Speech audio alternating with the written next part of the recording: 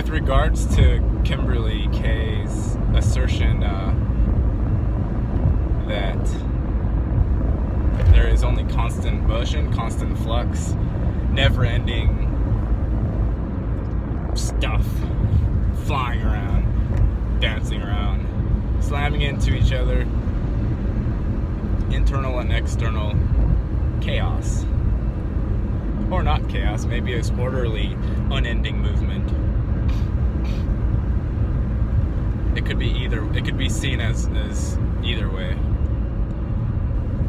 But you can only.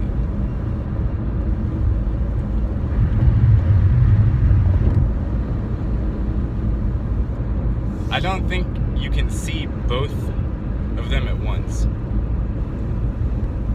You can only be in one mode of perception, which is everything is constant change, never-ending change, and we never have any clue what's going on, really.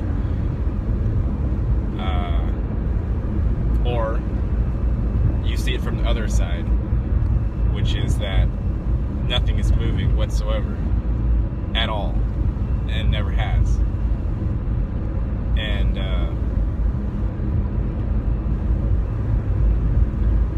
it's either. I don't know that it's possible to think about what it was like to be in the other mode,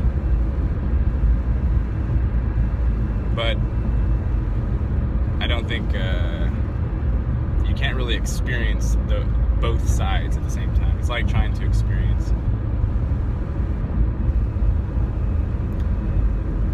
It's like trying to look at a Magic Eye book and seeing the 3D image in there and seeing the flat picture simultaneously. Maybe it's possible if you like really squint your eyes all weird, but for the most part, it's one mode of perception or the other.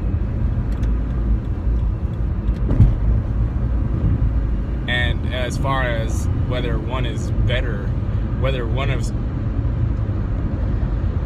I wouldn't say that seeing that like being in absolute stillness for all of time is a benefit necessarily, or something like to be desired for.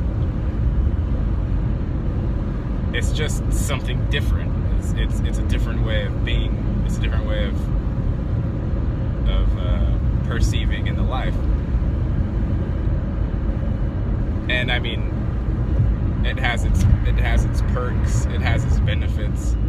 Just the same way as being in the chaos and constantly projecting out into the future, and running on the hamster wheel, really being in that and really being concerned about what's coming up, and being very conscious of what you're looking like and what kind of clothes you're wearing, how you're fitting into the social hierarchy and all of those things.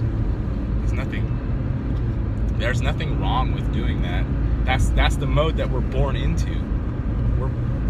If you want to get out of that mode, or if it becomes too oppressive to your spirit, which is what happened with me, it was too oppressive, then, well, I mean, after a lot of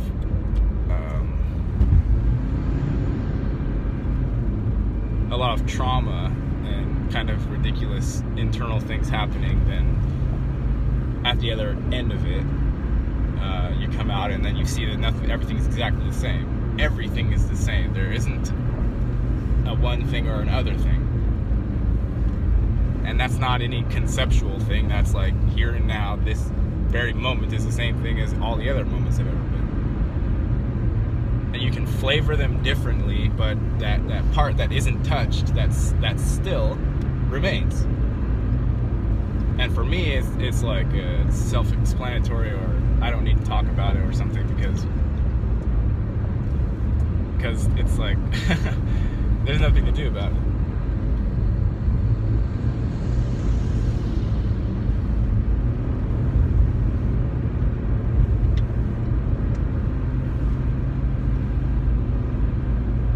Like, the stillness doesn't give a shit what you do or don't do, and everything is allowed.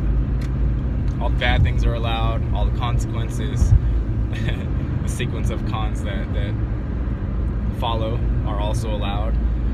you're allowed to be as good and altruistic as you possibly can be. You're allowed to be as creative as you possibly can be. You're allowed to be like me and get yourself into this weird, like, thinking that my life, since I've found this stillness, that my outer life must match that as well somehow on some weird level, which is of course incorrect. But all right, I gotta go. I have a commitment. So some thoughts on motion and stillness. So see you next time. Catch you later.